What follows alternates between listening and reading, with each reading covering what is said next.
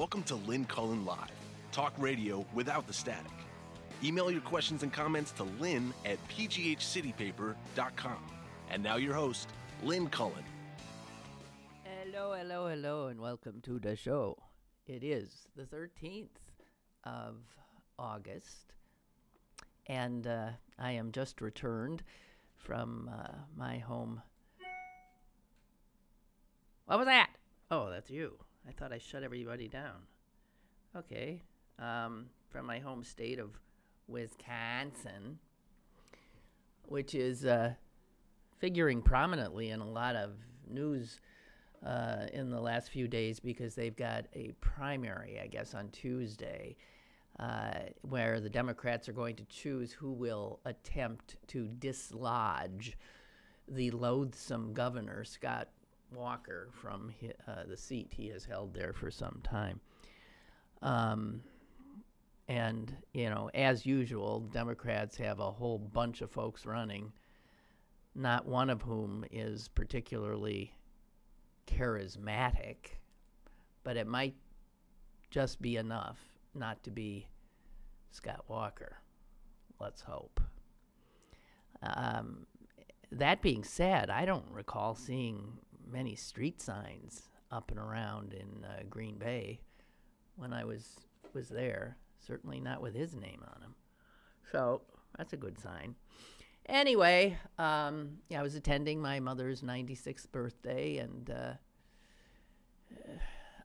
on her 96th birthday, that was Saturday, I was staying in a hotel, not at the house, and I got to the house around 9:30 in the morning, and I looked out the window in the backyard, and there she was, the 96-year-old, in the swimming pool in the backyard, back and forth like clockwork. She just, I cannot do what she does in that pool. I cannot. I'd be, my arms would be exhausted. Of course, maybe if I worked at it, I could, but she's pretty amazing and still going really strong. I think, Amy, did you post that yet? Amy's posting a picture that I took that day of my mother, so you can see that when Susan and I and my brother, rave about her and her beauty, you'll see. She's got to be one of the prettier 96-year-olds around. I don't know. How you're still pretty at 96? Jesus. Anyway, Susan and I are sick of not being as pretty as our mom. And, we figured at some point we'd overtake her just by virtue of age, and it ain't going to happen. It was just, darn. All girls want to at least be as good looking as their moms. And we are not. I will tell you that. So we had a great time, wonderful time. Our family continues to grow. There was a little 2-month-old baby there, the newest addition. And family is wonderful. I have to tell you this bizarre story, though, without saying, I suppose, too much. But about 6-7 months ago, I received a very official-looking letter from somewhere, I think it was in Arizona, from a company I'd never heard of, but it was addressed to me, and it said, in very sober tones, that they were in touch with me because they believed that I was a descendant of a woman who was dead and had left no heirs. These are the kind of letters that people dream of getting, right? Had left no heirs. And they were trying to ascertain whether or not I was one. And they had this woman's name, it was in regard to the estate of, I'm not going to give her name, blank, blank. And I looked at that name and I thought, what? First of all, it was like a Scandinavian name. I mean, it was no name I'd ever heard of. It made no sense. I just thought, you're out of your mind. And I did not write back or get in touch. Maybe about a month later, I got another letter saying, you did not get back to us, and we still believe that you are blah, blah, blah. And then it turns out I'm not the only one getting these letters, of course. Susan had gotten one. And my brother had gotten one, and some of our first cousins, I guess all of them, had gotten one. And lo and behold, it turns out this is a cousin, a second cousin, I guess, or first cousin once removed, that we knew nothing about. And we have a very small family. And this woman died without children, without anything, and so they and left a bit of money, and they were trying to figure out who by law had some, should get some of it. Well, one thing has led to another. I mean, we've ended up having to send in birth certificates, divorce papers, marriage certificates, whatever it required to prove who we are in our lineage. And it turns out that the company who'd gotten in touch with us makes money doing this. When estates no one's there to claim an estate, they get to work. They're genealogical folk. And they search records. And then by doing so and alerting people like me that, hey, you got some money coming to you when you didn't even know this person existed, they, of course, get a cut of anything they recover. So, everybody wins. It's found money. Nobody knows. I won't bore you with too much detail here, but we passed we did it. We don't have the money yet. But it turns out in uncovering, in proving that we were direct descendants of this woman who we didn't know, but certainly should have. She lived in Chicago where so many of it was just bizarre. We found a whole hunk of family that we had known nothing about. And it didn't jibe, right, with the story that we had been told was the history of our father's father. So I think often in families there is this mythology of the immigrant generation. That was my father's father was an immigrant. And classic American dream, came with nothing, ended up being a respected owner of a furniture store in Green Bay, and, blah, blah, blah, blah, blah, classic. But we had been led to believe that there was a whole story about his mother. He was born in Lithuania. His mother died. His father quickly remarried. The evil stepmother threw him out, and his brother, when they were just little, tiny, not tiny, they were like 12, 13, 14, whatever. And so they made their way to America. That's sort of maybe true. It turns out his father, and all of this from the genealogical stuff that these people had done to figure out if I was related to her. It turns out then my great-grandfather, whose name I never even knew, was married to a woman, had 4 children. She died. He remarries. This is in now Lithuania, I think. The borders kept changing. You could really, seriously. I'm from Russia. Oh, no, excuse me, today it's Lithuania. I'm serious. That's what was happening. And then the father quickly remarries, and then clearly doesn't give a damn, doesn't protect his children from his first wife. And the way our family always told the story was the evil stepmother. And I'm thinking, wait, all of a sudden I'm thinking, wait, why blame his second wife? Where was he in protecting his firstborn son? That was my grandfather. Why wasn't he protecting these children? So it was interesting, though. The evil stepmother was the story I grew up with.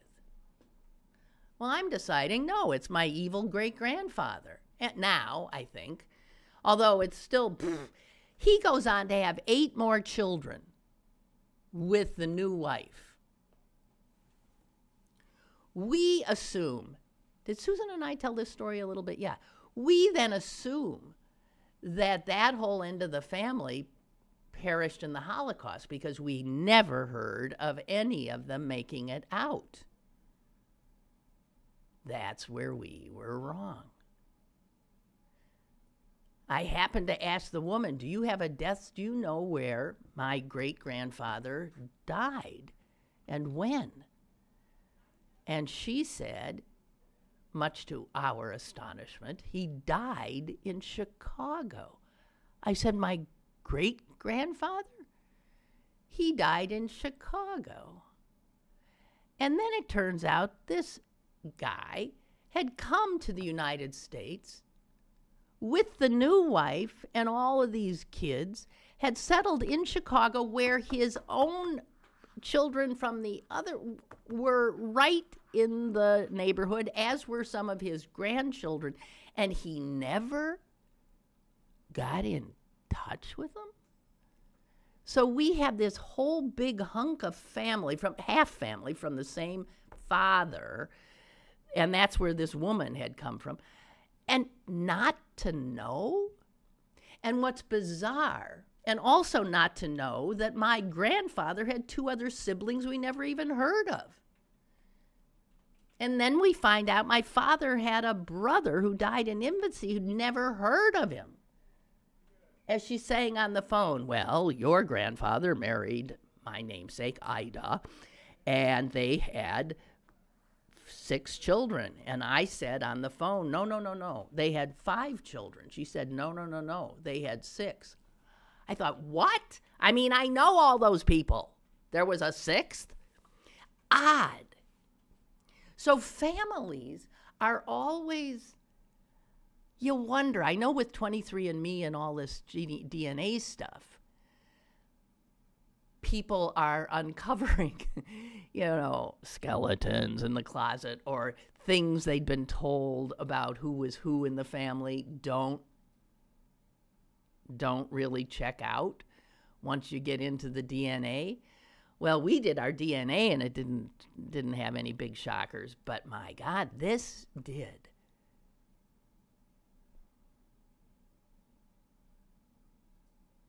And I don't know.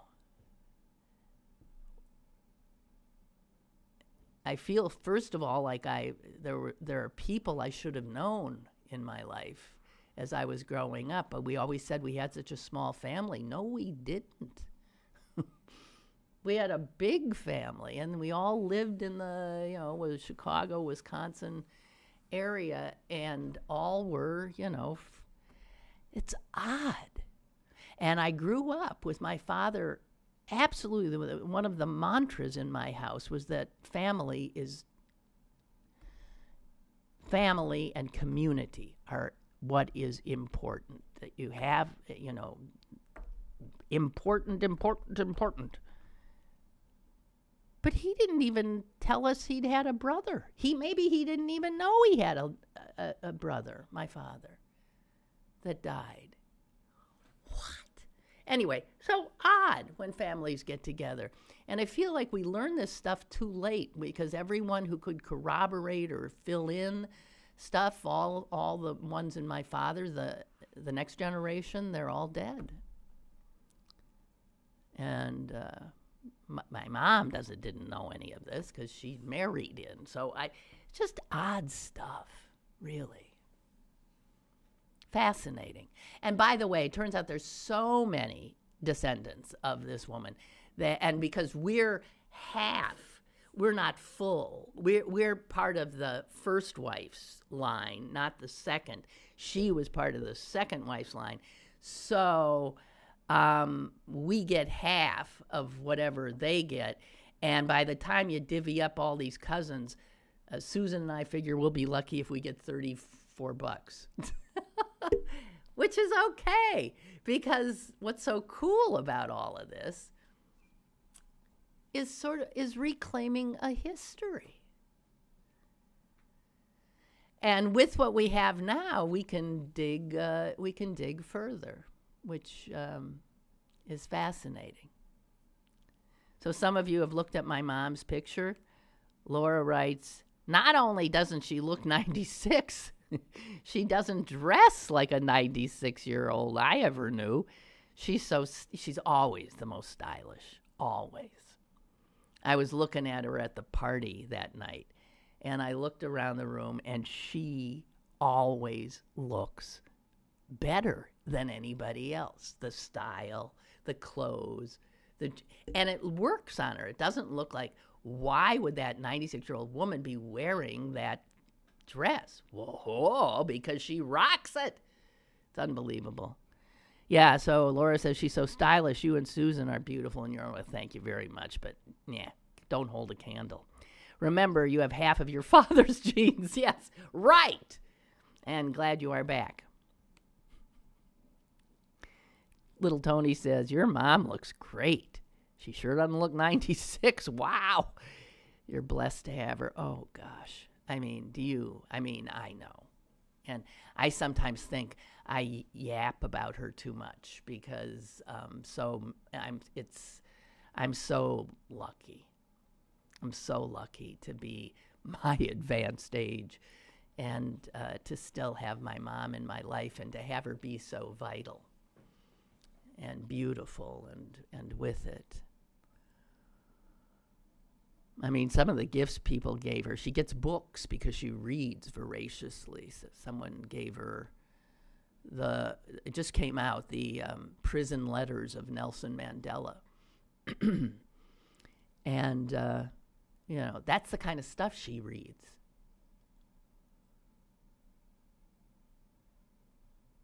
So she sets the bar high. And I know, and I know how lucky I am, and I can't even imagine not having her around. Anyway, okay, so sorry, very personal stuff, but also I wasn't really following the news while I was gone because I, like to give myself a bit of, I'm aware, but so I don't have a lot of stuff here. And I have to tell you that there's just a few things I want to say. Number one, this white nationalist or whatever they call these idiots in D.C. Yesterday,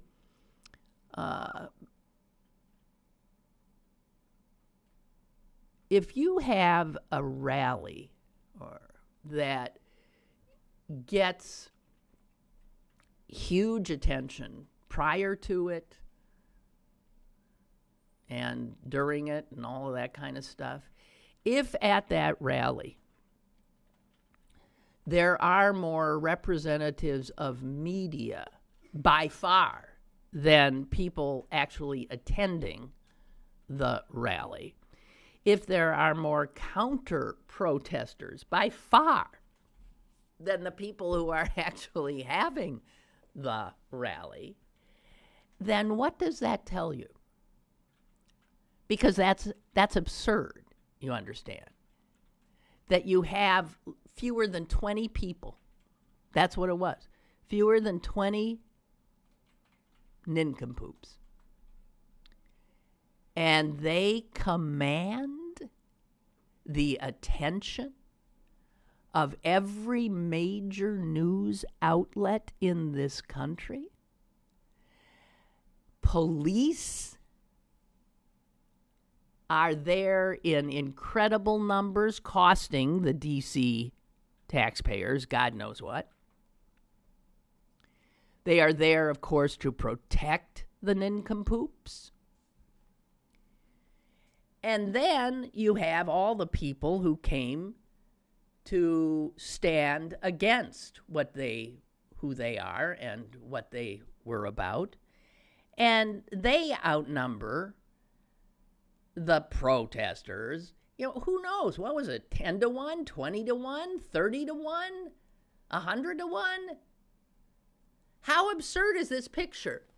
And what does it tell you? It tells you that our media are so easily led by the nose. And that's unsettling. I would think once you, I don't know. There's something bizarre about the picture. I am telling you that. If you have 20 photographers for each demonstrator or protester, whatever these people were, if you have, 30 reporters for each, something's wrong, okay? And something suggests that these protesters, do not deserve the attention they attracted. Right? That'd sort of be... I have seen larger protests. My God. In neighborhoods that don't even get local coverage. There has been an ongoing demonstration in front of the White House, right, since the president stood up there and in Helsinki next to the love of his life, Vladimir Putin. There has been a demonstration outside the White House, ongoing, that has received almost no coverage.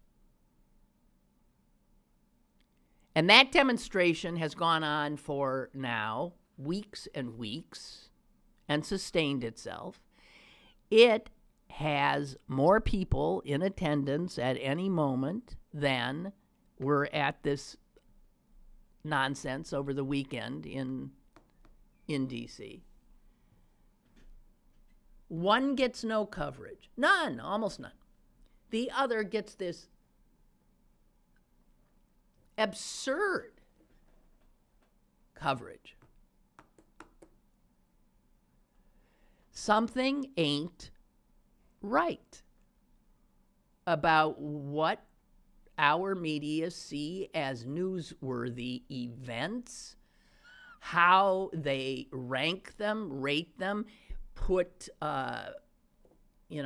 their reporters on them, assigning them, how they deploy the people they have to do their job, which is to tell us what's happening. This is part of why I am no longer, I'm not talking about Omarosa today, although I turned on CNN this morning when I got up to see what they were talking about, and Omarosa. That is not what we need to be having wall-to-wall hourly coverage of, waiting for the president's next tweet so we can maybe throw something else in. You know what I mean? Boy, we are ill-served by the judgment of our media. I really think there are huge stories to be considered and events which we need to pay very careful attention to in these very consequential times. and Omarosa ain't one of them. And a few pinheads getting together in Washington yesterday evening also are not. What they represent might be. And those stories take more digging, require a longer focus. But I read an interesting quote that from Roger Ailes, the evil genius who gave us Fox News. And he said the way you attract an audience is two ways. Pictures and problems. Okay, so you create anything into a problem, like Trump has done with immigration, and made it into some, something that doesn't really exist in the way that he characterizes it. And pictures, events. So the fact that this was to be a rally, the fact that there was a potential for violence, this is what draws our media, because what are they about? Attracting eyeballs, attracting an audience. If they were more serious, they would do work that does not require pictures and does not require the potential, I guess, of serious trouble. I don't know. I'm not saying this well. But I do know this. We are ill-served, and I am done. And I'll say it till I'm blue in the face, if only to remind myself of it. I am done jumping when Trump and his minions say jump.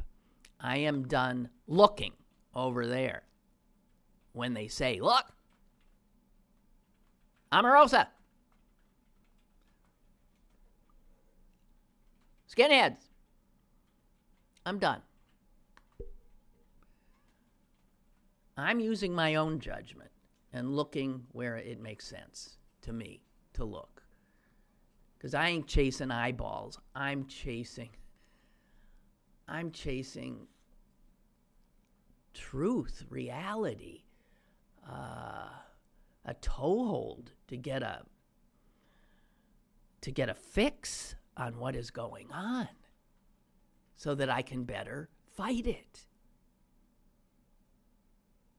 CNN ain't going to help you with that. ABC, NBC, CBS are not going to help you with that. All in all, if you take in a lot of different media and use your own ability to think critically, you'll be in better shape than tuning in to CNN, MSNBC, or whatever the hell you do.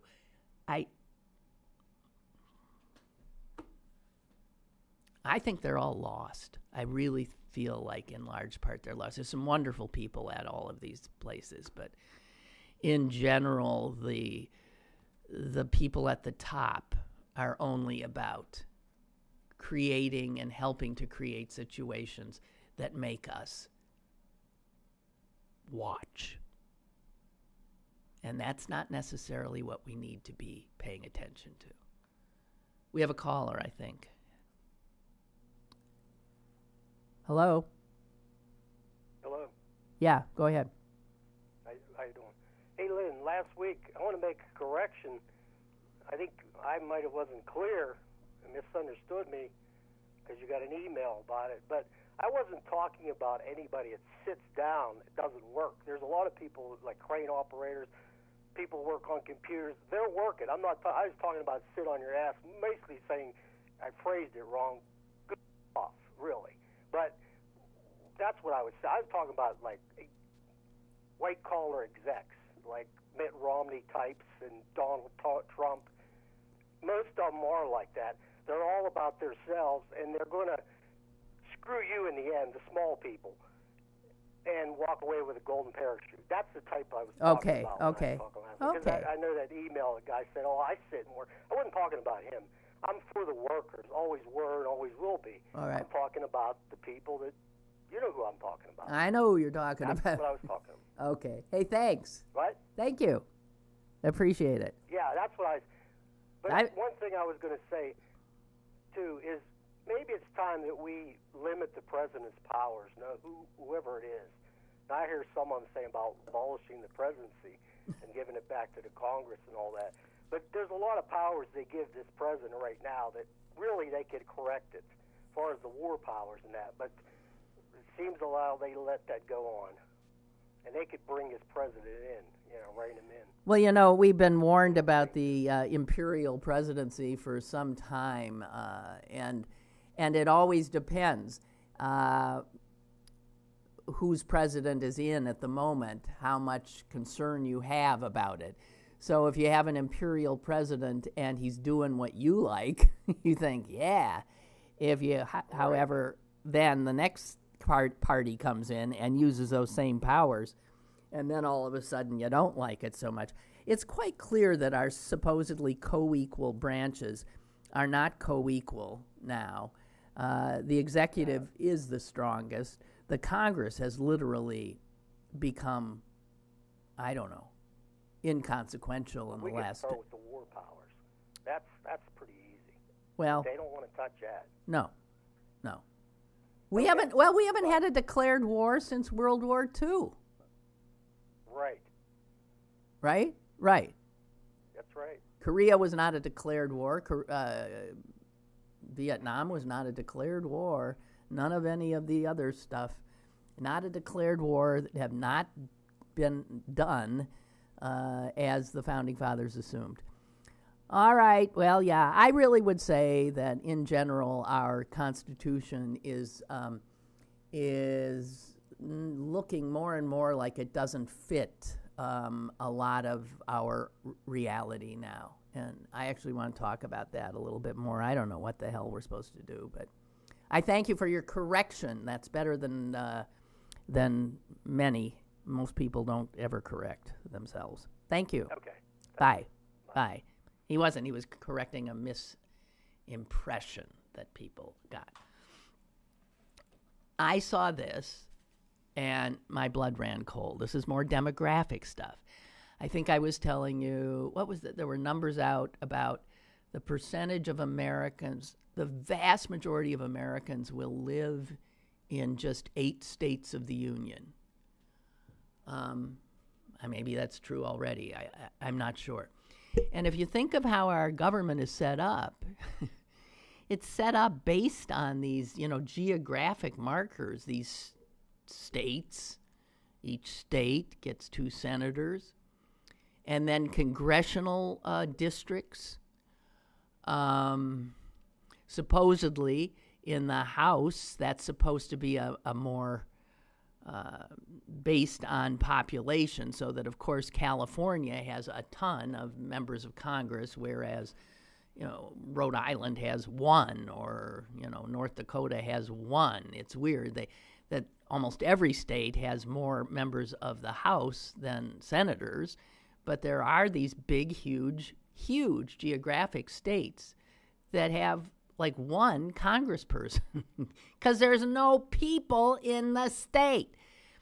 And then they'll have 2 senators. So they have a great deal of power, those states, in terms of the kinds of powers that the Senate has. And those are substantial powers. Those are advise and consent. Those are signing off on nominees to the Supreme Court. So when you get, you're facing a Supreme Court nominee, as we are now, states like Montana, Idaho, North Dakota, have anybody who lives there has like 10 votes to your 1 when it comes to who's going to be on the Supreme Court. This isn't right. There's no way you can argue that's right. And it's getting worse, not better. Here is the little demo thing I came across. This is from Bloomberg that made my blood run cold. Right now, as we speak, 4 in every 5 Americans live in under 4% of the land of the country. So 3.6% in this huge, vast nation. Talking real estate now, talking land. 4 out of 5 Americans live in just 3.6% of that huge country. Because they live in cities.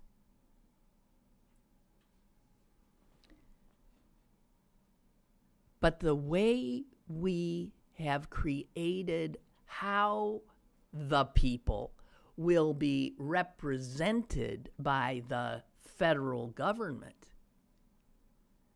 it gives the people in the rest, in the 96% of the country, the vast prairies and mountains and deserts and rural and farmland, those people have so much more power in our government because of the way our government has been set up. At the time it was set up as a compromise so that they would have enough of the delegates to the convention sign off on it, or we wouldn't have a country. We wouldn't have a constitution. And so horse trading went on.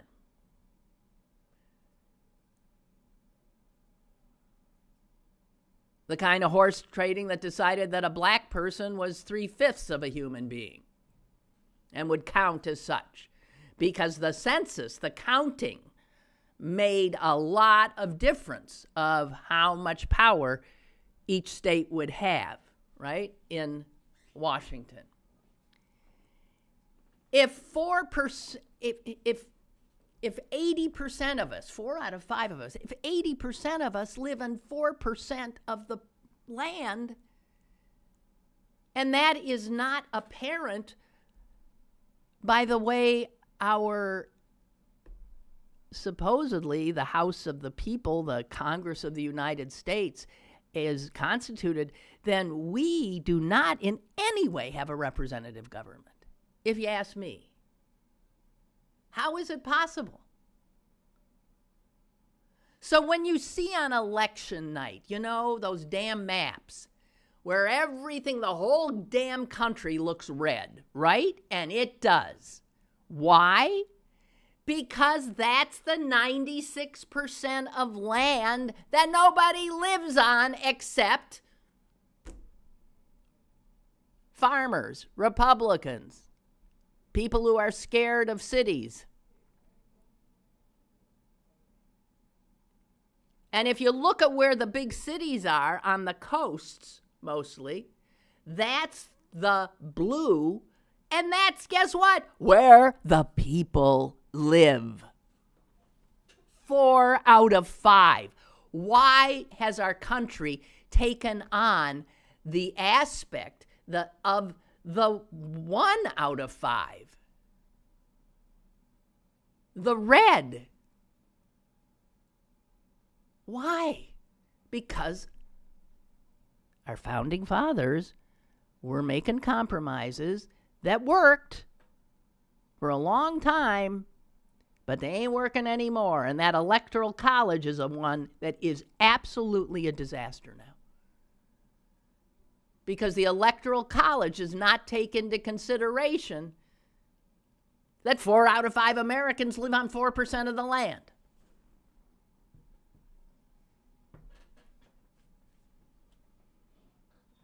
And so we have Donald Trump as president. And so we had George W. Bush as president.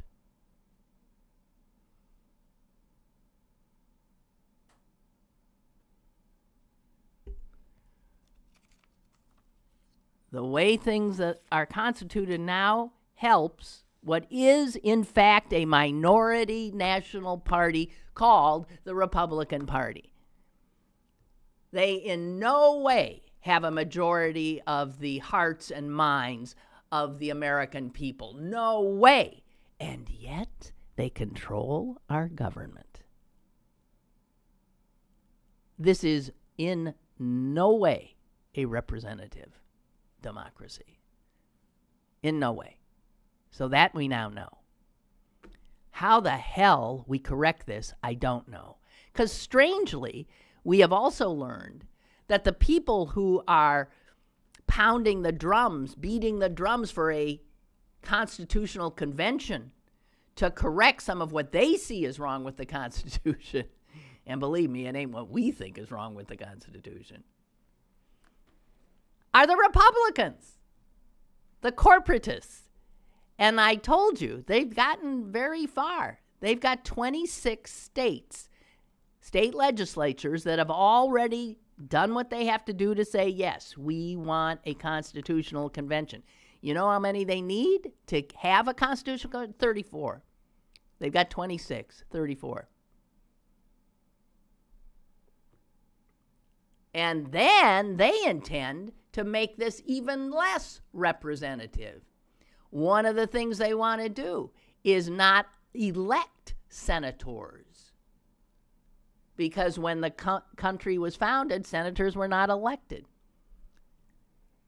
They were chosen by the high and mighty in each state. The people didn't have a voice. And the Republicans, the Koch brother Republicans, want to go back to that. Make the United States of America. Our name now doesn't even, our name is such a misnomer, it's pathetic. They want to make the disunited States of America even more so. I'm just saying, here it is, Bloomberg. Urban areas make up just 3.6% of the total land. But now 4 in 5 Americans live in that 3.6%, and the number continues to grow at a rapid rate. Hey.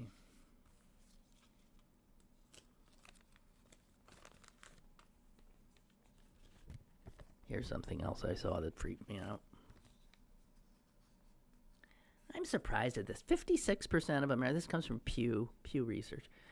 56% of Americans say they believe in the God of the Bible. Wow.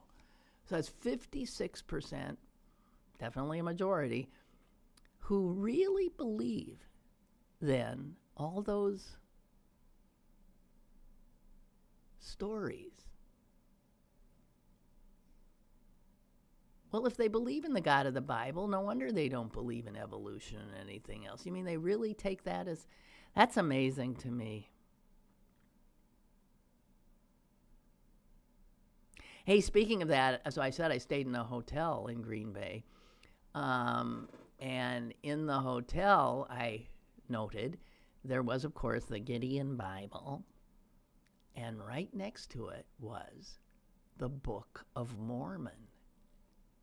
And I'd never seen that before. Have you? So I, being a curious type, went down to the front desk. I mean, I didn't make a special trip, but the next time I was there, I said, hey, why is the Book of Mormon there with the Gideon Bible? And the woman got very nervous, looking like I was going to say, how dare you have the Book of Mormon? But I mean, I wasn't. I just was curious. I said, so is the owner Mormon, obviously? And she said, well, we have been taken, I guess now Marriott owns, this is an Aloft hotel. Marriott is our corporate parent now. And she thought that one of the Marriotts was a Mormon, or maybe and that they had the Book of Mormon. Have you seen that? So what I'm wondering is, hell, if you're there, if you want these there to serve your customers, I mean, then, have the Koran in there too. Seriously. You think people alone in their rooms, out of town, give them a Bible, give them a Koran, give them a Book of Mormon? I don't care. But I had not seen that edition of another holy book before in a major hotel. So I'm just saying. Anyway, here's the thing that really freaked me out. This is from an Ipsos poll. I cannot believe this, actually. 48% of Republicans do agree that the media are the enemy of the American people. 48% of Republicans. We'll round that up and say half. Believe the media are the enemy of the people. And here's the even worse part. 43% of Republicans say that Donald Trump, quote, should have the authority to close news outlets engaged in bad behavior. 43% of Republicans actually, when asked by a pollster, do you believe that the president should have the power to close down any news outlet that is being bad? 43%. Well, what does that say about us? I mean, the American people. I think, number one, it says that we are uneducated. Do we not teach what our government is about anymore? I thought that's what public schools were really about, was to inculcate all of the citizenry, the young kids, because there was, a lot of immigrants, make sure they understand what it is to be an American. And here is how our government works. And one of the bulwarks of our government is freedom of the press. That's media. Freedom of media, freedom of expression. It's basic. Basic. You read the Founding Fathers. It's basic. If you got 43% of Republicans who actually, yes, agree with the statement that the president should be able to close down any media outlet, then you've got 43% of Republicans who might as well be, talk about illegal aliens, they might as well be extraterrestrial aliens who have landed here and have not a clue what this country is about. And these are the people who think they're so patriotic. These are the people who get offended if somebody kneels during a national anthem.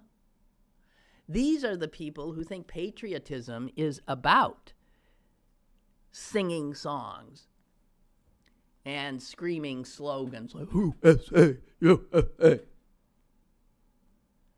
And they don't realize that being patriotic is understanding that the president has no right, none, no constitutional right whatsoever to close down any media outlet.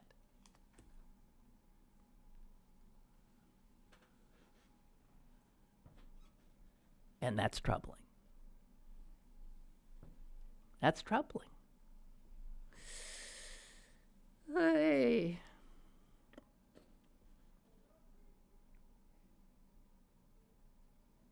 And also a little quote I came across. It sort of dovetails nicely with that. It's a quote from somebody I never heard of. Sounds like some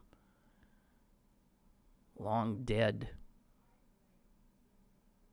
Greek or long dead Roman. I don't know. Who is he? Epictetus. Epictetus? Epictetus.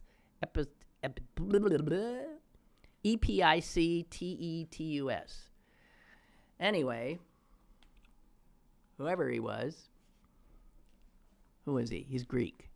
He's a Greek guy. Yeah, philosopher.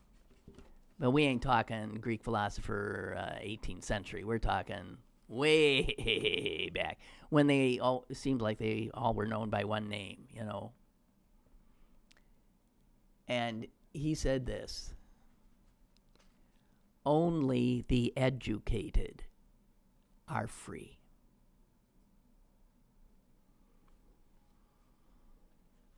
Think about that.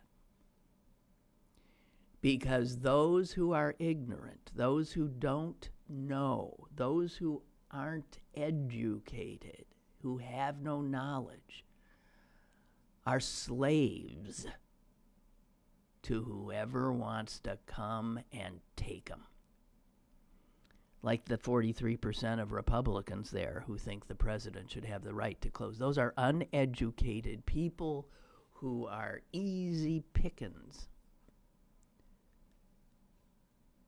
And that the only way that anybody is able to retain dominion of their own heads, their own thought processes, their own souls, is to have education, to be able to critically think and assess, not to be just a sponge soaking up whatever der Führer, der leader, der Fox News, der whatever it is you're listening to and surrendering your brain to says.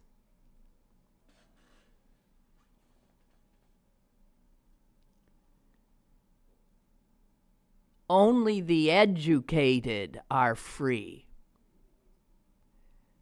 because they are much less inclined to be had.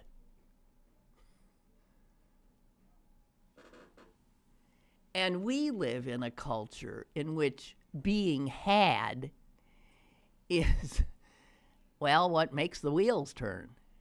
Because it's a marketplace. And there's people selling stuff all the time. Ideas, yes. Stuff. And the more you know, the less susceptible you are to falling for anybody's pitch.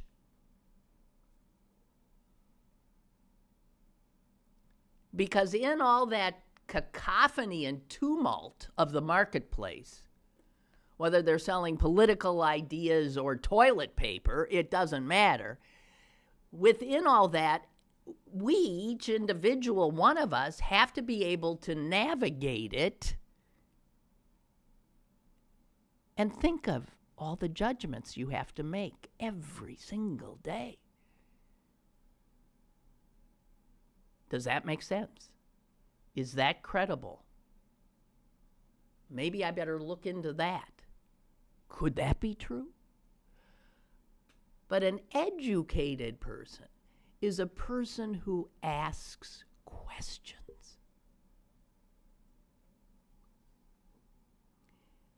You will always know when somebody has all the answers, when somebody is absolutely sure that that is not an educated person. Only educated, knowledgeable people know how little they know.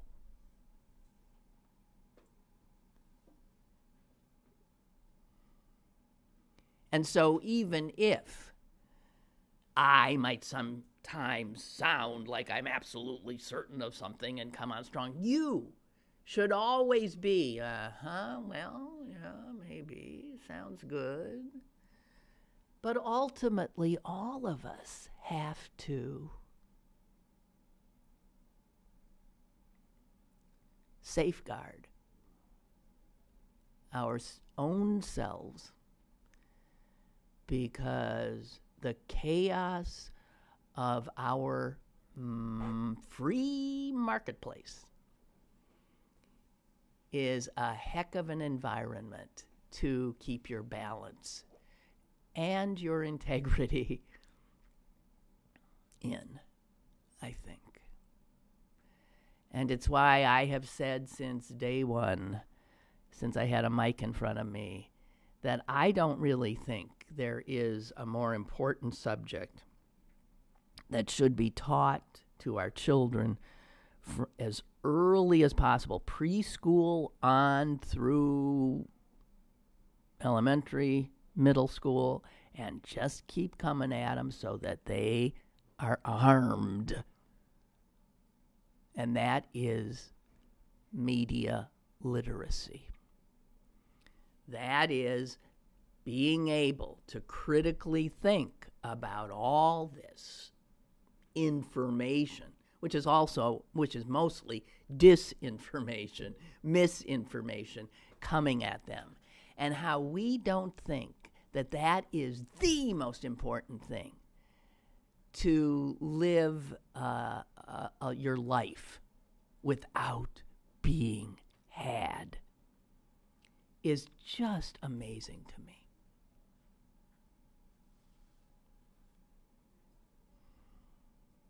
It's the most important knowledge there is, and most of us are pretty illiterate. Most of us are sitting ducks. And it's because we've never been educated. I'm not aware. I never took a media literacy course.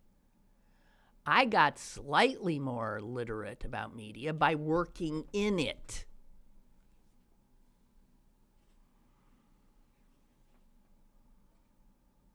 But I never took a course, and I'm not quite sure how one would be constituted, but there should be. And I know there's some efforts. And I recently met a marvelous woman at the University of Pittsburgh who desperately wants to create a center for this kind of thing, critical thinking and media literacy. And it stems from what she sees happening in our country. And she herself was a refugee as a child from a totalitarian regime. And she sees stuff here that chills her blood. As a matter of fact, I'll have to have her on the show, because I think you should definitely meet her soon. All right, so I guess that's pretty much it. Let's see. Chuck wrote, regarding the Electoral College, it is only used for electing the president.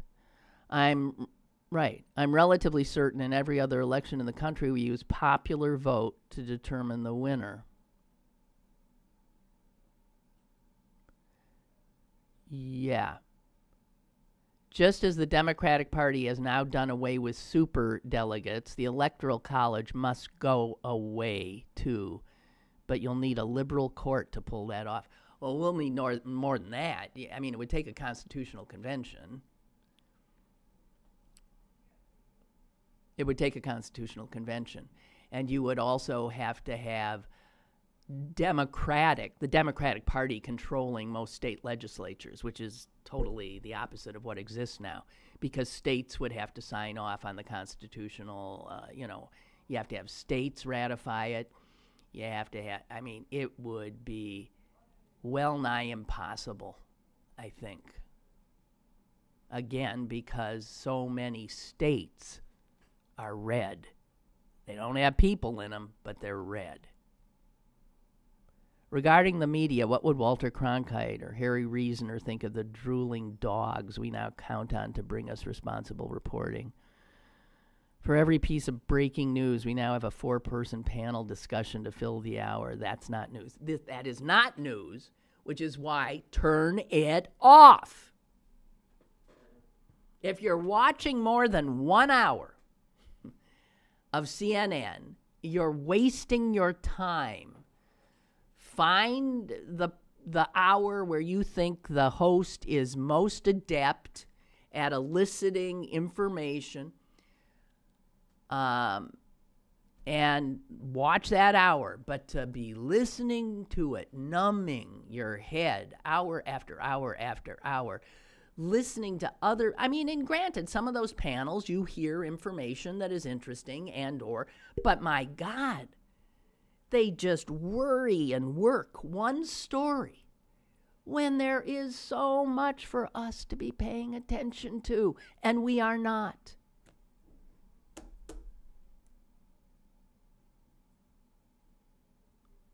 I have to end, but you did see that the orca finally let her baby go. Carried that dead baby 2 weeks. And now the mother's health is in jeopardy. But she finally let her baby drop to the bottom of the sea.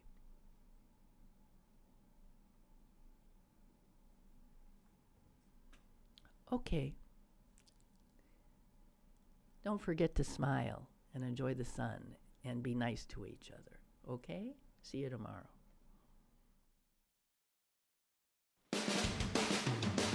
Lynn Cullen Live, Monday through Friday from 10 a.m. to 11 a.m. and archived at pghcitypaper.com. The opinions expressed on Lynn Cullen Live are those of the host and do not necessarily reflect the viewpoints of Pittsburgh City Paper or its advertisers.